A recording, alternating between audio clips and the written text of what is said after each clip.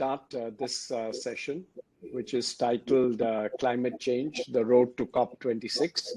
And I'm very pleased to have Tanya Steele, the CEO of WWF UK, Mr. Nigel Topping, who is the high-level champion for climate action for the COP26, and Mr. Nitin Prasad, who is chairman of the CII Cleaner Air, Better Life Initiative, and he's also the chairman of Shell India. And so welcome to all of you to this session. I think we have 1 hour, and I've been told we have to end promptly at 6:30 our time. So not UK time. But let me just say that, there's no doubt at all that this has been quite a year.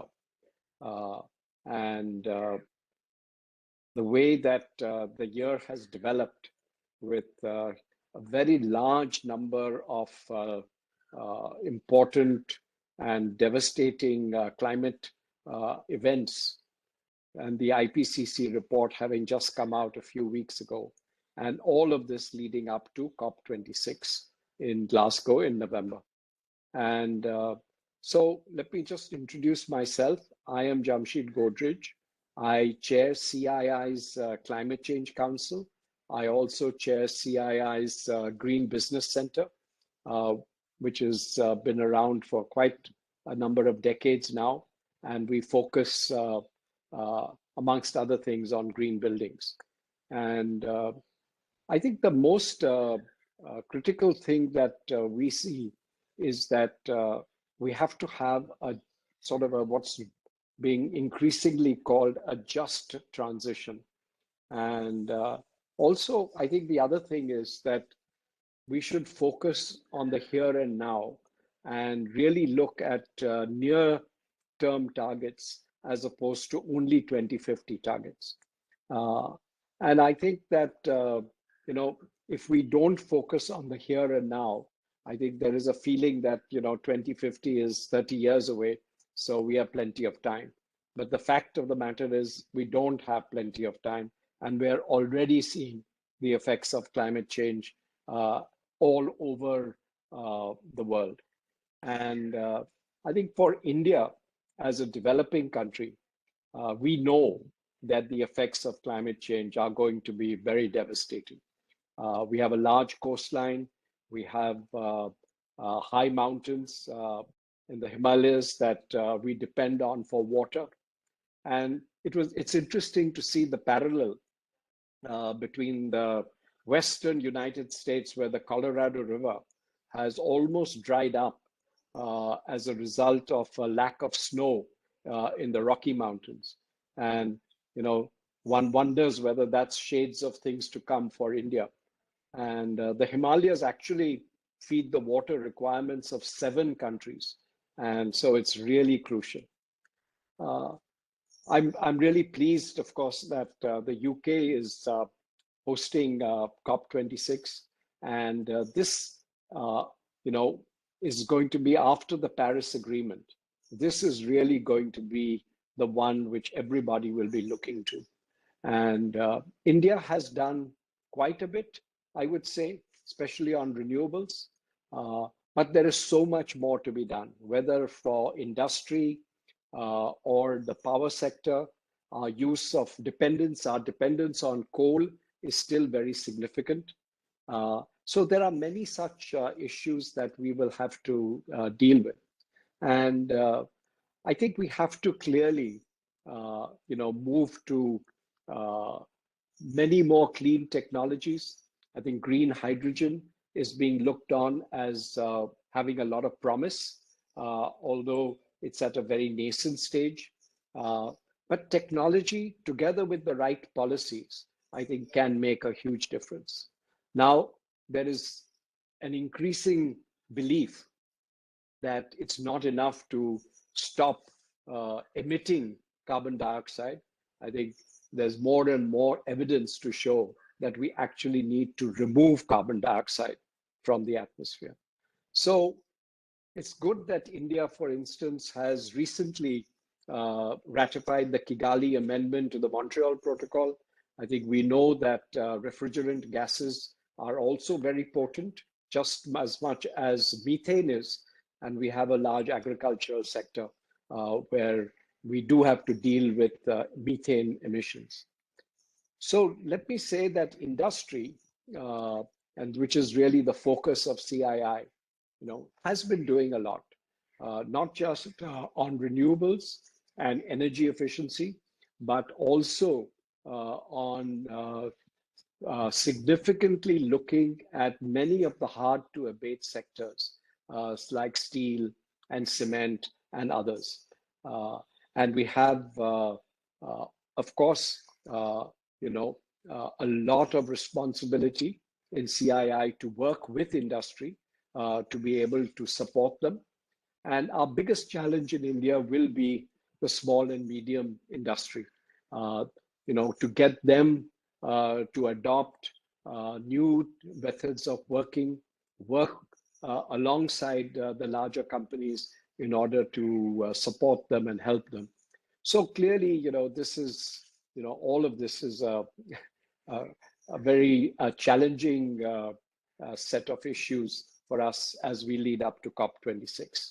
So let me now turn it over to our panelists, who will take a few minutes to talk about their view of how we are approaching our road to COP26. And may I first request Nigel Topping, who is the high-level champion for climate action for COP26, to talk a little bit about, how you see your role, the role of industry. The UK, without a doubt, has done a lot, in recent past and will do a lot, and is a good guide for all of us. But as I mentioned earlier, this idea of what is to be a just transition for all countries is a crucial aspect. I'm sure that's going to be discussed in Glasgow. So over to you, Nigel. Well, thank you very much, Jamshid. Can I first of all just check that you can hear me okay with my Wi-Fi here? Yes, we can hear Great. you. Well, thank you for laying out the landscape so clearly. I think I'll explain my role in a minute, but I've just come back from a visit to several small island states in the Caribbean, and I think so. When you talk about the just transition, I really wholeheartedly agree. I think that above, one of the defining qualities of a successful transition will have to be solidarity. And I think that's both within countries and between countries. So maybe that's something we can come back to talk about more. I would like to start by saying I really appreciate the opportunity to speak to such a special gathering of Indian business leaders. And Jamshid, I know the CII has been working on these topics for a long time. So I applaud those efforts. None of us have done enough. We all need to go faster. But I think, basing our thinking and our actions on many years of work means that we're in a better place than if we were just starting. And as Jamshid described, we believe that the international community is now racing to a net zero emissions world. Not yet fast enough, but as I'll describe, going faster and faster. And of course, India's got a crucial role in that. The biggest, most populous democracy, really a world-leading technology innovator. And I want to tell a little story about how you can still surprise people from my time in industry. And of course, an emerging real economic powerhouse in the region. So I think the role of India is destined to be a really central one in this transition.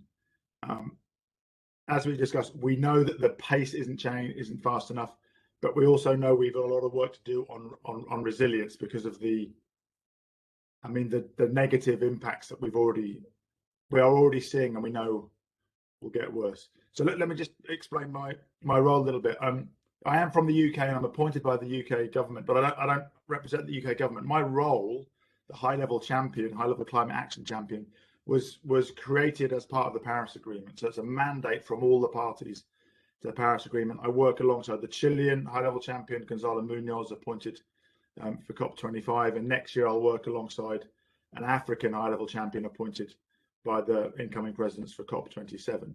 And the idea of the mandate is that it sits alongside the intergovernmental negotiations to provide a platform to accelerate climate action in what we often call the real economy: businesses, investors, cities and state leaders and civil society. And we've organized our work under really what I call 3 campaigns to reflect the 3 pillars of the Paris Agreement. We call the first 2 races: the race to zero, so getting net emissions down to zero as fast as possible. 2050 is not a magical date. Every year or every fraction of a degree that we can improve on that would be less economic damage and less human suffering. And then the race to resilience: how do we build on actions already in place to make the lives of 4 million vulnerable members of the global community, particularly coastal, urban poor and smallholder farmers, how do we work together to make their lives more resilient? And then the third leg, of course, is finance, and I'll talk a bit more about the work we're doing with Mark Carney later. Jamshid, as you said, Glasgow is going to be much more than 2 weeks of negotiations. There are some crucial negotiations still to be finalised, but it's much more the first test of the Paris Agreement and the ratchet mechanism, and whether or not that's really delivering the promise of countries tightening their targets for 2030 and having an impact in the real economy. And so for many people, it's seen as a trigger for the decisive decade when we have to, as the scientists tell us, basically halve our emissions, which, considering we haven't turned the corner yet, means a really radical change in the next 10 years. So I fully agree, Jamshid, with your observations on focusing on the near term. There's not much point in talking about what we're going to do in 2040 if we haven't taken the actions we need in the next 5 and 10 years. So the good news is that the Race to Zero, which we launched just over a year ago, already has over 4,500 businesses, investors, cities and states in it. Also, many national governments have committed to getting to net zero. So more than 70% of the global economy is now covered by a net zero target for 2040 or earlier. Our very strong belief is that the interplay between public and private is crucial. We call it the ambition loop. So the idea that businesses stepping up on their ambition create more political space and acceptance for governments to be bolder, and of course vice versa. The bolder governments are, it raises the floor, and that's a process we've seen in the UK, building this bipartisan support that you referred to, which means we now have a 68% reduction target by 2030 and 78% by 2035. But below that headline of everybody committing to net zero and the short-term actions that will take us there, we've been working on pathways for every sector. And Jamshid, you mentioned the hard-to-abate sectors. We now have, for every hard-to-abate sector, a credible pathway for getting to zero by 2050. A lot of great work has been done by the Energy Transitions Commission and has been taken on by the Mission Possible platform. And what we found helpful for this focus on the short term is to define a near-term breakthrough in the next 5 or 10 years for every sector, so we can really focus on where do we need to get to, whether it's 40 million tons of green steel in production by 2030 or getting to 25 gigawatts of green hydrogen by 2026 to get the cost down consistently below $2 per kilogram. And there you see public and private again in this ambition loop, and we've been really impressed with the new national hydrogen mission we've seen from India, and similarly from the I think they call it the hydrogen Earthshot in the States. As I said earlier, we've also been working with the finance sector. It's clear that we need, I think the latest figures I've seen from Vivid Economics, about 120 trillion, and about 30 trillion of that is above business as usual between now and 2050. So we've pulled together with Mark Carney all of the finance initiatives within the Race to Zero. We call it the Glasgow Finance Alliance for Net Zero, or GFANZ. And we've already got over 250 asset owners, asset managers, banks, insurers with over $90 trillion of assets under management committed to reducing their portfolio or their balance sheet footprints to zero by 2050. In some cases like Aviva or Generation Investment Management by 2040. I'm delighted to see a lot of momentum from Indian companies, from a whole range of sectors, including some hard-to-abate sectors, already in the Race to Zero. Jamshid, Godrej and Boyce are in, Infosys, Mahindra, Reliance Power, Renew Power recently joined at the same time as they listed on NASDAQ. And we're also seeing growing numbers of Indian cities and states join the race to zero, like Kolkata and Mumbai, and then very promising discussions with the state of Maharashtra recently. I've been really struck by the former minister Javadeka's initiative last year through the Indian CEO Forum to rally 24 of India's leading corporate captains. And we've also been intrigued by some proposals, maybe slightly cheeky, but we quite like that. For example, we saw one published by Infosys that India might set a target to achieve net zero emissions by 2047. I like that idea. I said I think India can really surprise many people in the developed world. I remember when I was working in the automotive sector, manufacturing brake pads, we had a very important supplier in India, and we were based in Germany. So most of our R&D engineers were German PhDs. And I remember visiting our supplier, and I was a factory man then, so I know a good factory when I saw one of the best factories I've ever seen. I came back and tried to explain this to my German engineering colleagues, and they seem to be cognitively incapable of believing that. I think that gives you an opportunity to really leapfrog and surprise people who maybe, for whatever reason, are biased towards thinking that India is destined to follow, not to lead. And I think you're already showing lots of leadership, particularly in the visionary work that your Prime Minister's led in the solar field, the establishment of the International Solar Alliance with a good friend, RJ Mathur, now at the helm. We know you're also really speeding ahead with your renewable implementation. Let me come to COP then. I think it's really important for the world that India brings its best game to COP26. So anything that Indian industry can do to help India step up to join the 137 countries that have already set goals for carbon neutrality, the countries that have already set their new NDCs. You've got an amazing story to tell with your 450 gigawatts target. Ultimately, we know, as Jamshid, as you said at the beginning, this has to end India's reliance on coal at some point.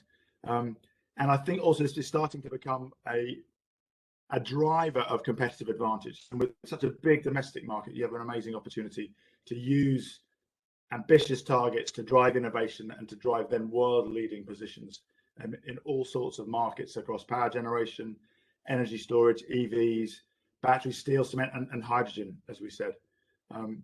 So I think that for us, the transition is inevitable. Like all industrial transitions, it is going exponential. And so the opportunities are huge.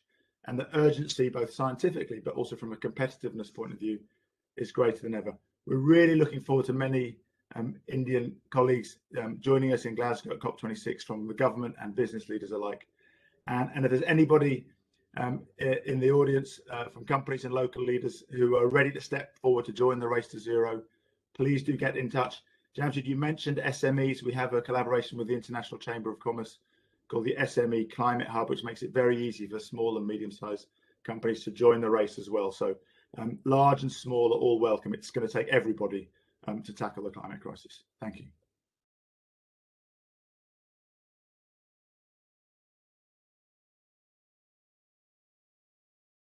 Yeah, thank you so much, Nigel, for those remarks. Yes, I think India does have a good story in many areas, but we have so much to do in many other areas also. And so, yes, it's a big challenge. And I'd like to bring in Mr. Nitin Prasad, who's chairman of Shell in India. And he's also the chairman of the CII Cleaner Air, Better Life initiative. And so, Mr. Prasad, thank you for joining. And you may not have heard everything I said in the beginning, but I think you may have heard later on. But really, we'd like your perspective, as one of the largest companies in the world in the oil and gas sector, but also working very rapidly on renewables and being very much a part of this energy transition.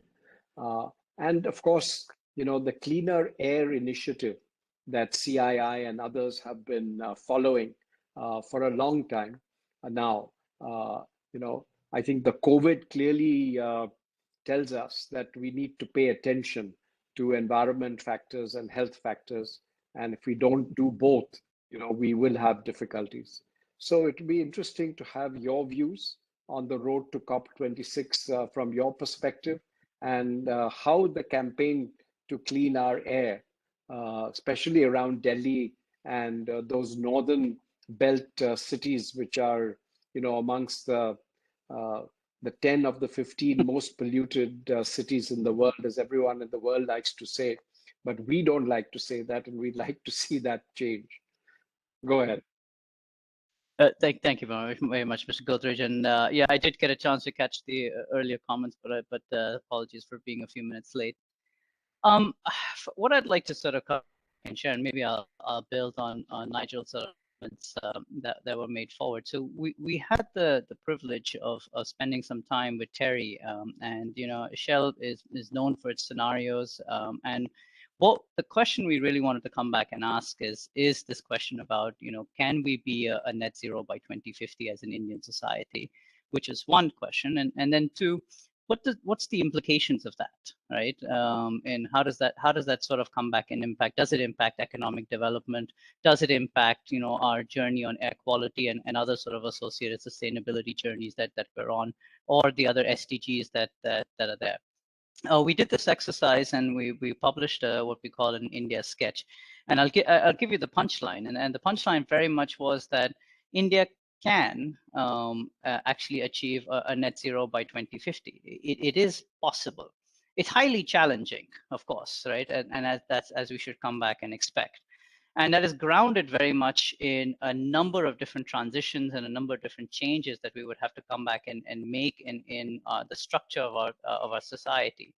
Not surprising, this is going to come down to two key sectors, right? And one is mobility, the other one is going to be in the industrial and the hard to abate space.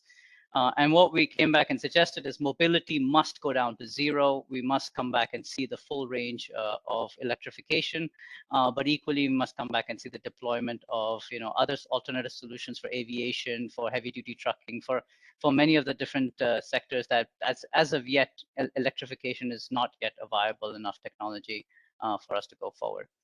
And in terms of industrial activity, here, the space became quite a bit more interesting, because one of the things that came out very clearly is that we're about to triple our energy requirements as a country going forward.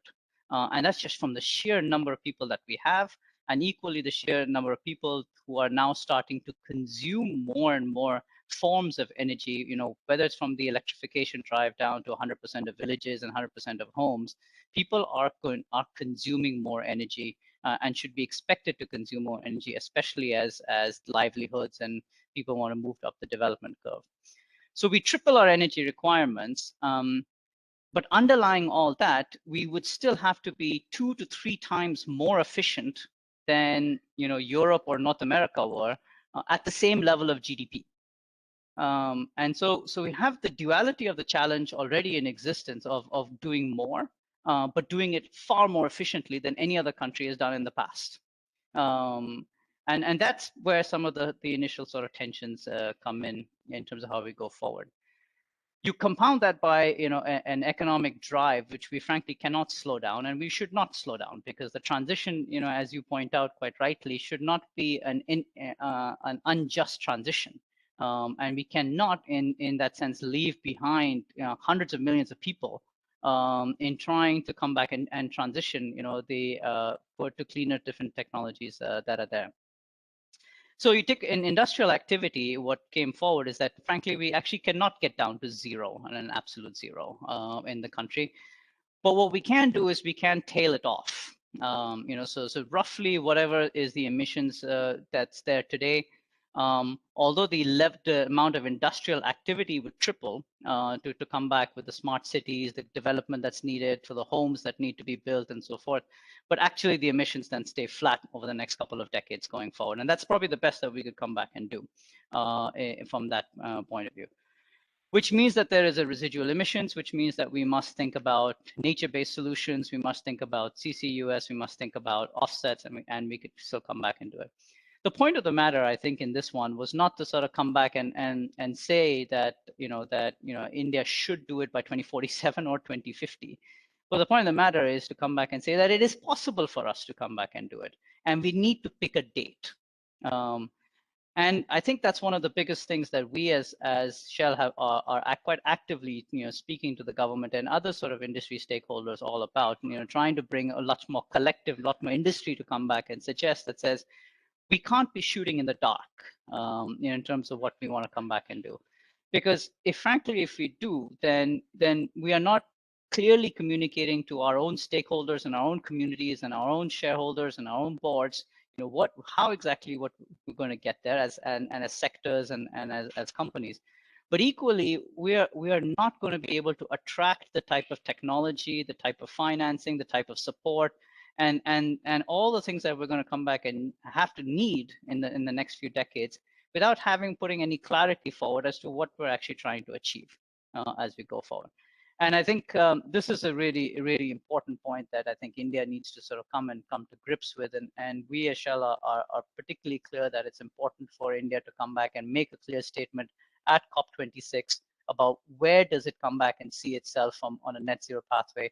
Frankly, even if it's 2050, 2060, or it's China plus 10, it doesn't really matter, but pick a date, right? And in picking a date, send the clear signals that is needed across the industry as to how we can come back and execute this one. We would come back and suggest that in a similar way that India did a fantastic job in communicating the sectors and how it will achieve its first NDC commitment, add mobility, add industrial. Let's put some clear sort of sector-oriented targets also in place that then gives a clear sort of direction in terms of what we need to come back and do. That's probably the first point I wanted to sort of come back and suggest from a COP26 point of view. The second point I would suggest is already today what I find quite fascinating is 80 or 90 of Indian companies have come back and have an internal carbon price. And this is so we are voluntarily all suggesting that we are going to put a number on ourselves as Indian corporates to come back and measure ourselves. But of course, as I go through the list of companies, and I won't name them and I won't tell you what the numbers are because that would be a bit unfair, but you can just well imagine that the range is so broad, right? And it can go into single digits to let's put a triple digit number in place, just to, and yeah, that level of lack of consistency in terms of how we each take a look at the price of carbon today and in the future, again means that we if you start to work across the value chains, we have these tremendous discontinuities that start to get created. Because is it that important for the consumer facing companies, construction for example, or buildings, to really have green steel and green cement? Why should they? And if we don't sort of come back and suggest that it's $100 per CO2 ton of CO2, well then, yeah, it's never going to get embedded in or built into the basic sort of economic structures and the value chains that we have sort of creating. So the other thing that we think is really sort of quite important is it's high time that we start to come back and adopt carbon markets, going forward. I'm fairly relaxed that this doesn't need to be an international carbon market. Maybe we're trying to boil the ocean, but at least in a domestic sense, how can people come back and play that sense? My story, by the way, is I was trying to buy an electric vehicle just the other day, and I thought this would be a great thing to kind of come back and do. But of course, being who I am and being somewhat informed, I said, well, I'm not going to buy an electric vehicle and then park it there and have my diesel genset and charge my car. That would be somewhat pointless. I should have just put the diesel in the car. And equally, what's the point of having a coal-based power plant, power instead of come back and charge it? And so I went out there and said, let me try and offset myself, right? And it was incredibly difficult to come back and figure out how me as a genuine consumer really wanting to come back and offset my emissions, there's no market for me to be able to sort of come back and do this. So if you take a microcosm of stories, we have not yet enabled consumers, customers, individuals. We're not empowering them to be able to make the right choices. And I think this is the next thing that we have to sort of come back and address. Let me pause there, and because I'd love to hear my other sort of fellow panelists, and I'm sure I've already taken up too much time. So thank you very much, Nitin, for your perspective on this. And yes, I do agree with you that Indian industry has a long way to go, but it's a good beginning, and that's the way to all journeys do start. So let me introduce Tanya Steele. As I mentioned, Tanya is the CEO of WWF UK. As we all know, WWF is the leading environment group in the world and has worked in India for over 50 years and been globally present for over 60 years. So, this is a very important organization that works with policymakers, with industry and business, and has made a huge impact on conservation in the world. So Tanya, from your perspective, how do you see the road to COP26? Jamshed, thank you very much. And I'm really delighted and really honoured to be joining this panel today, and certainly speaking alongside Nigel and Nitin. And I've been nodding a lot, as well as also the way in which you laid out the landscape at the start. You talked about focusing on the here and now. And I think whilst business is a tremendous planner, business we know is also incredibly adaptable and innovative. And I can't think of a better partner and indeed leader to help tackle this challenge. And I guess also, along with other panelists, I would very much like to begin by commending the Confederation of Indian Industry on the work that you're doing to combat climate change and, importantly, to help build resilience. I can't think of a more important time for today's discussion. We've heard from Nigel that the journey, if you like, to COP is now very, very well advanced, despite, let's be clear, some very significant barriers that we've faced globally. And I think when we look at these kind of UN COP meetings, we often think a great deal about the role of government and indeed the policy frameworks in order to meet these ambitious targets. They are important, but I would also argue that the leadership of the private sector is every bit of important, both due to the nature of the agenda, but also the sheer scale of GDP that sits day to day in the hands of the private sector. And I think this gives us a tremendous opportunity. We will not meet the targets for climate change. We will not maintain a stable planet and indeed prosperous economies for generations to come unless we have business thinking, innovation, and indeed commitment, I think, at the heart of it. I should say I did start my career in the private sector. And I certainly know from my time, and a bit like Nigel joked earlier, I walked around many factories in the IT sector in my early career. And I know what it feels like to be in business. And at times, actually, it can also feel, sometimes there's a bit of a disconnect between the day job. You're very focused on your business, your employees, your success, your shareholders. But there can be a bit of a disconnect also with the world outside. I think one of the first things I'd like to say is that actually I think climate change is perhaps making it clearer to us that we can't separate these two worlds anymore, because the decisions that we all make, all the members, the participants on this call, all those decisions we take in our working lives directly affect the world outside. It could be the kind of energy that's used, the products you create, the supply chains that feed your business, or indeed the investments that you make. So, I guess I'm trying to say that I think climate change is all of our business now, regardless of what we do for a living.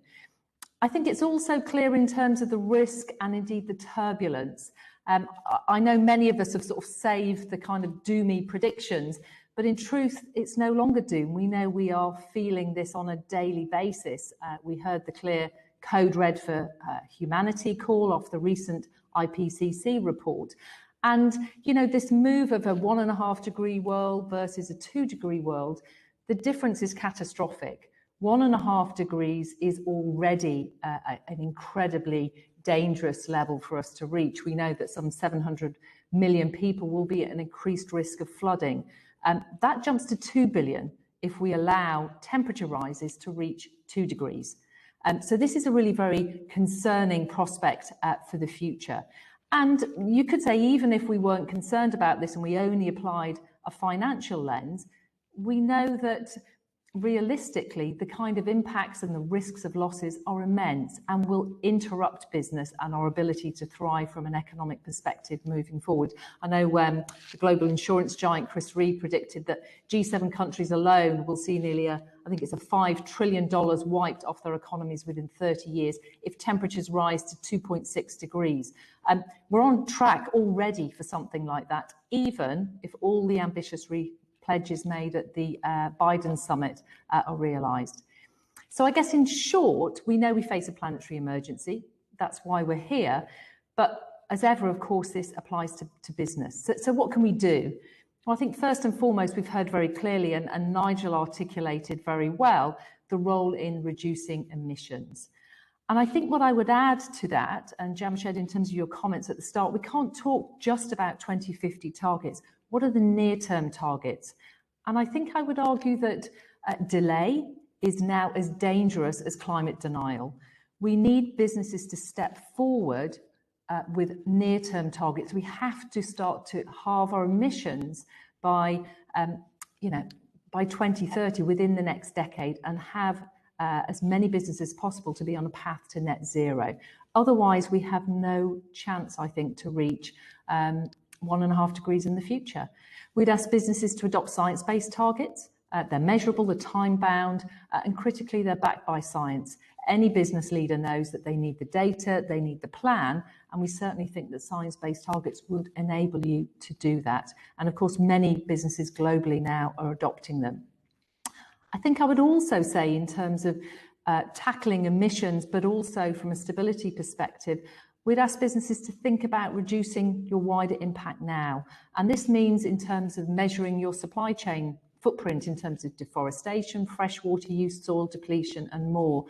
And this is about taking into account that when we look at climate change and nature or biodiversity, they're effectively two sides of the same coin. There is no route to a 1.5 degree world or a climate neutral world that does not ensure that we have more nature on our planet than we do today, and that nature, as well as being beautiful and of intrinsic benefit, actually is acting as an incredible carbon sink. So this is about businesses internalizing the externalities in terms of the resources that you're using, because the continued availability, I guess, of natural resources underpins the profitability and the resilience of your business moving forward as well. I guess what does it mean in practice? There's no doubt that this starts with a commitment about net zero carbon. And I think we would encourage leaders to set those targets, make them near-term targets, so that actually the solutions can start to flow in terms of how those targets can be reached and adapted as well.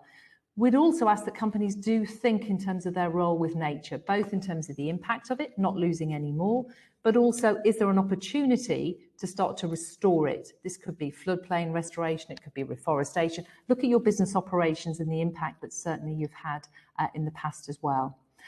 We know that all eyes are on COP, but I think I was also conscious, and again, both Nitin and Nigel made similar comments as well. We really need India to bring your very best game to COP. You have been an incredible economic leader. You have demonstrated what is possible. You have developed rapidly in a way that actually much of the Old West hasn't, certainly not at the same speed. I think many of us are hopeful that you can apply some of those rapid solutions to tackling this climate crisis, and for us to be able to follow your lead in terms of how we might attempt to do that in the future. We think the businesses that will thrive, and I hope that these are many of the solutions that you're thinking about too, but those businesses that invest in green technologies, in renewable energy, transport, also importantly in low impact agricultural systems. This is where we think we'll see both the climate heroes, but also the businesses that are likely to be the winners in the future and can absolutely maintain that profitability as well. So listen, I'll stop there because I know there's a desire for a conversation and some thoughts as well. And Jamshed, I'll hand back to you. Thank you, Tanya. I just wanted to focus a little bit on what you said towards the end, which was about resources and agriculture. Now, WWF has worked with businesses around the world on sort of improving the supply chain and greening it, especially on commodities such as palm oil and timber and soya, etc. So how do you see that developing? Are you seeing a challenge there? Are you seeing more acceptance that this is something that all businesses will do or are doing? Yeah, I mean, perhaps I could add a couple of comments and some examples. From a very macro level, we have altered 3/4 of our planet's surface, the non-ice covered parts, and 2/3 of our oceans. I mean, man's impact on footprint, and we should think about this as footprint on the world, it's dizzying. We do not need to destroy another forest or another field. We have more than enough land and ocean converted for human resources. The way in which we're stewarding our resources is wasteful and at times speculative.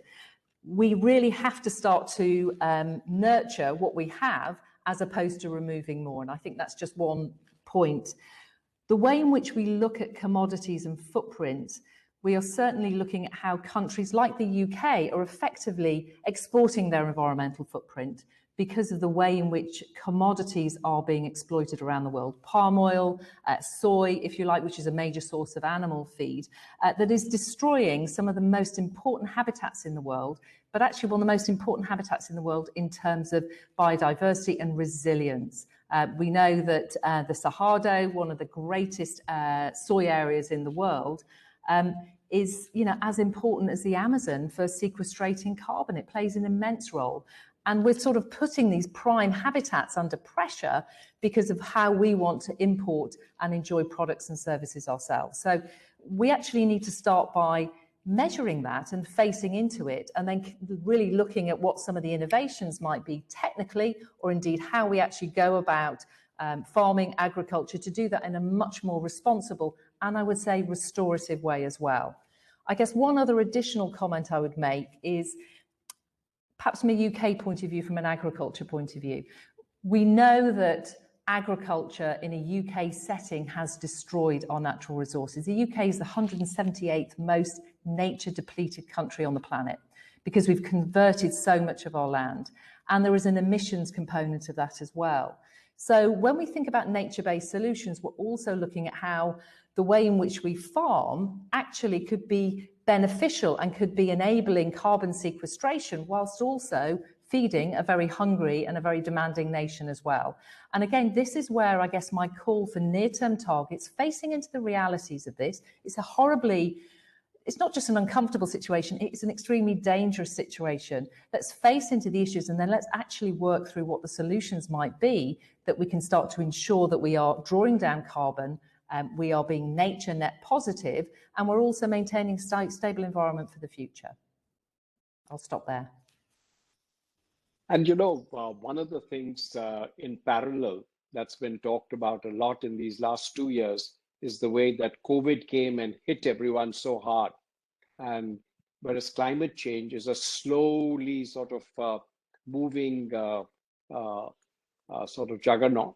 And I'm just wondering, you know, Nigel, since, you know, your job is really to not only be a champion for climate change and COP26, but how do you see this challenge?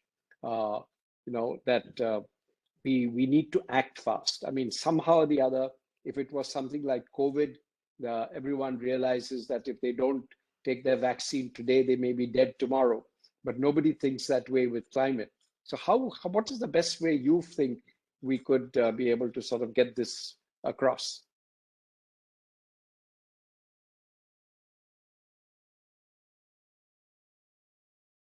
Sorry, first mistake of the session. I'm off mute now. It's hard, Jamshed, because we're cognitively hardwired to think that the future will be similar to the past, when in fact now we know that it's going to be very different. I think it goes back to a combination of what both Nitin and Tanya were saying about the need for clarity from policymakers, and then and then backing our business community, our engineers, our entrepreneurs, to be incredibly innovative. You know, I think one of the, in the UK last year, we brought forward the final date that you can sell a combustion engine car from 2040 to 2030. Interestingly, most people won't have seen the detail of this. The government was consulting over whether they should do it in 2032 or 2035. And the loudest voice that said, no, you need to do it earlier, was the business community. And Nitin, I'm sure you know, it included Shell saying, no, do it in 2030. So on the face of it, that's remarkable. As a company saying to a government, shut down one of our markets early. But Ben van Beurden, when the question said, well, it gives us capital discipline that we have to guess when that transition is going to happen. We know it's going to happen, but if it's going to be somewhere in the 30s, we have to guess, which means we almost certainly have to waste capital. So I think both macroeconomically and microeconomically, policy clarity is the most important thing. And I'm surprised sometimes at how unwilling politicians are to back engineers. You know, the moonshot, you know, Kennedy's promise in '61 to land on the moon within 9 years has become a metaphor for bold targets generating innovation. But what I find is most attempts to plot a way to the future are actually rather cautious. They tend not to include what we haven't yet invented or what we don't know might happen. And over a 30-year period, that's a lot. In the UK, you know, we now have a legal commitment to get to net zero by 2050. But the Climate Change Committee, the body that advises Parliament, have in their scenarios one scenario they call the tailwind scenario, when the UK gets to net zero by 2042. The only difference is that the technological breakthroughs that we need, you know, low-cost hydrogen, you know, low-cost batteries, all the things that we know we need, you know, ammonia for shipping, all happen earlier. But my belief is that every one of these sectors, the total addressable market is the total market. If you're talking about green ammonia for shipping, the total addressable market is the entire international shipping market. If you're talking about batteries for cars, the total addressable market is every car in the world.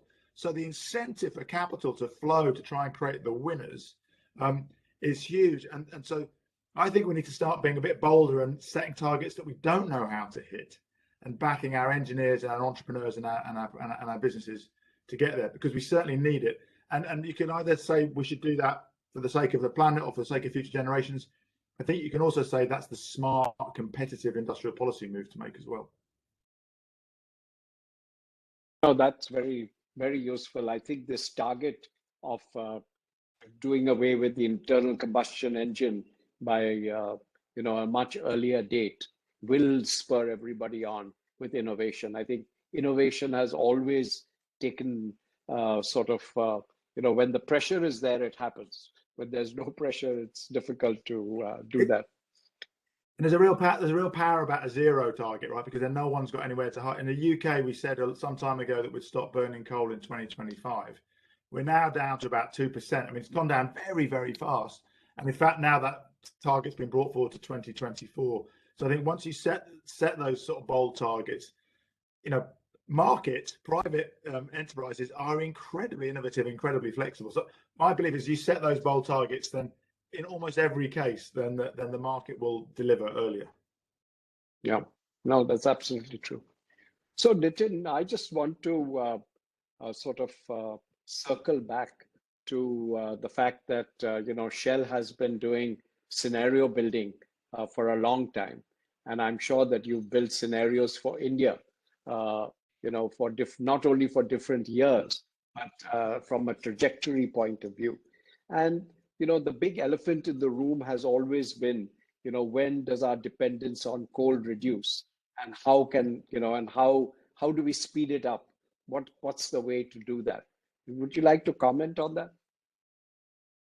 Sure. Thank you, Mr. Godrej. We did do a lot of scenario work and our energy model, as I mentioned earlier, with Terry in partnership to kind of come and build that out. And one of the things we did take a look at very much was coal and coal dependency.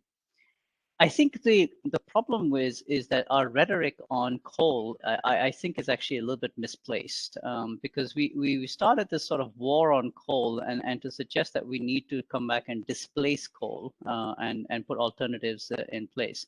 the reality is that, if you suggest for a second that at 100% energy system in 30 decades, and we're only at 33% here, the bigger problem is not displacing coal. The bigger problem is when we add twice, triple the amount of energy, that we don't add coal, right? Because by definition then itself, the fraction of coal is going to be a significantly reducing portion of our total energy system.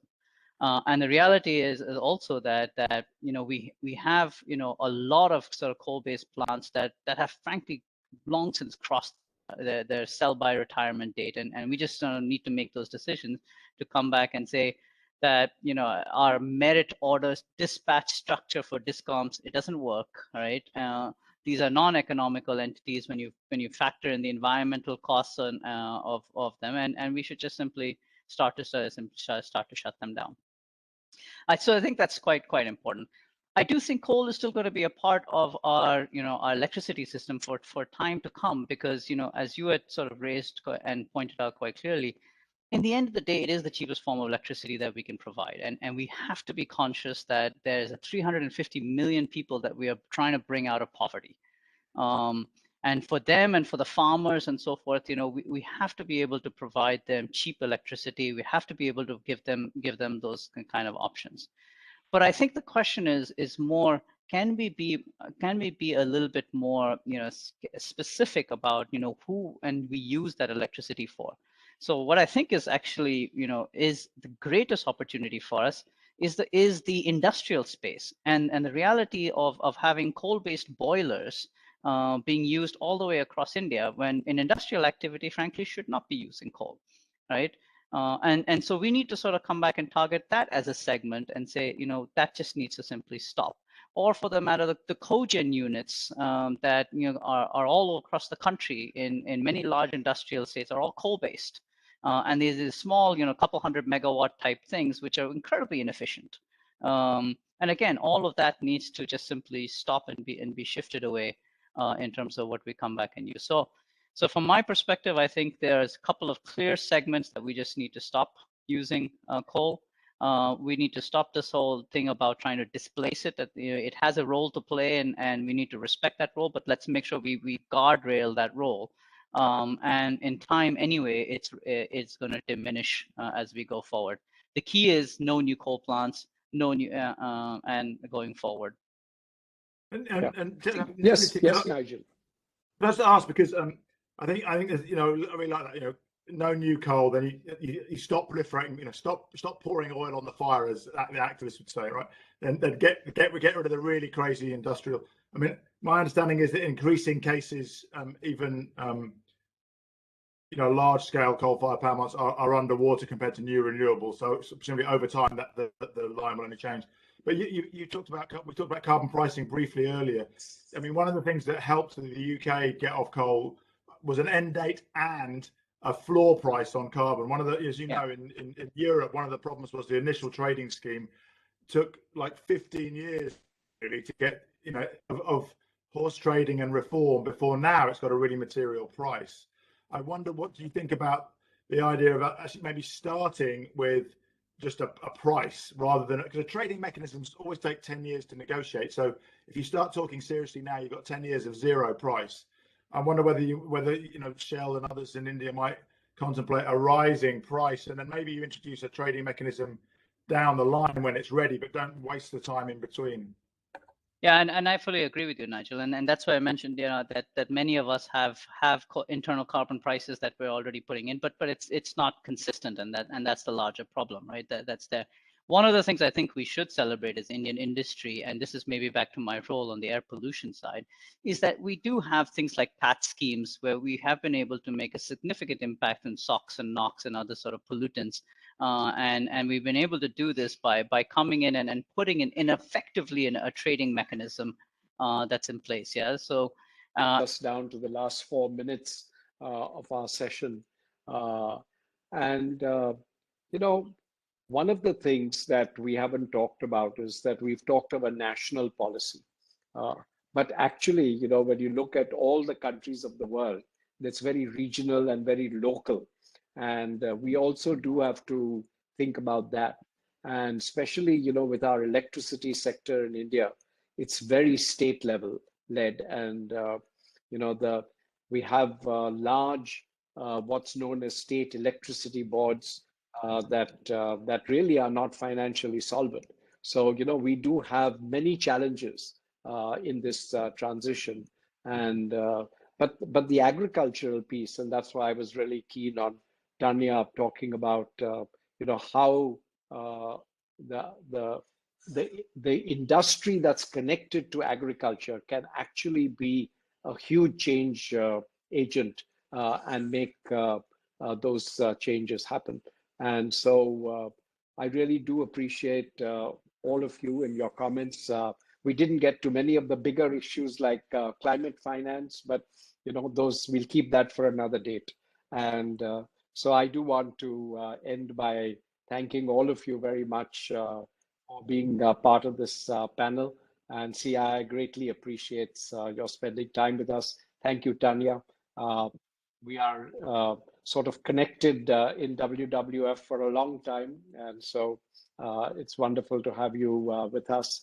And thank you, Nigel. And thank you for the work you're doing around the world to promote the issues around climate change. It was good to hear from you that you'd been to the small island states. And I remember when a former president of the Maldives held his cabinet meeting underwater, you know, just symbolically to show what's going to happen to them. So I think we need more of that. I mean, we need to bring in front the issues that many of these small island states have, which are real issues, and we need to address them. So thank you very much for that and the work that you do. And thank you, Nitin, very much. I've always admired Shell for the work that it does in the analysis and the scenarios. And so that's very good to have this work being done in India on the pathways for transition. So thank you all. And Seema, over to you. Thank you very much. I just want to also thank our chair, Mr. Jamshed Godrej, for moderating the session. As we know, he has the, I would say, the most knowledge and experience amongst all of us, and he leads us very well. Thank you, Mr. Godrej. Thank you, Nigel. Thank you, Tanya. And thank you, Nitin. Thank you very much for your time. Bye. Thank Thanks, you. everyone. Thank you. Bye. Bye. Thank you. Aisha, thank you. Bye. Thank you.